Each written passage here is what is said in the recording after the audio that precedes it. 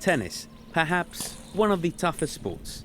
It requires precise timing and hand-to-eye coordination. But how do you play when you're visually impaired?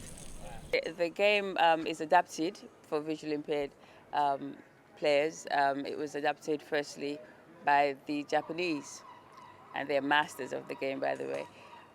So basically, the court is smaller. It's a junior court, I think, and according to your site category, you get a number of bounces. So a B1 is a totally blind person, and they also wear shades or blindfolds to ensure that they see nothing at all, not like shadows or anything. So everybody's on the same. So they get 3 bounces, and their court is even smaller.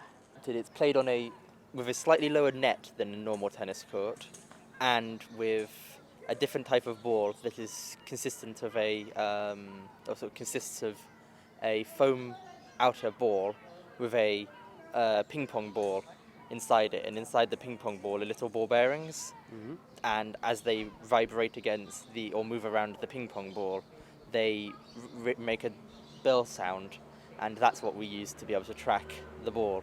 When your sight is partial or non-existent, your hearing seems to be much more powerful. So the sound, so you wait for the sound of the ball. So if the ball is in the air for a long time, you're thinking, where is it? And then you hear it land, and then you go through it.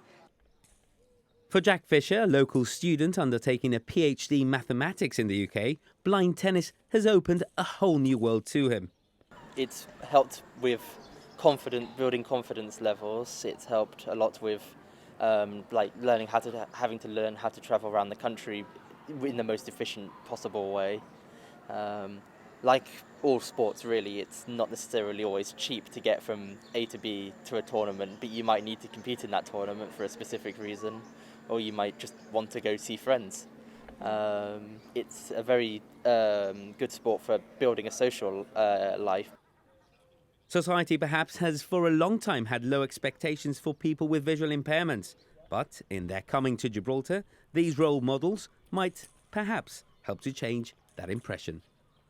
The thing about having a disability is that everybody thinks they have to help you to do something, but given the chance, you could do a lot more than you think you can.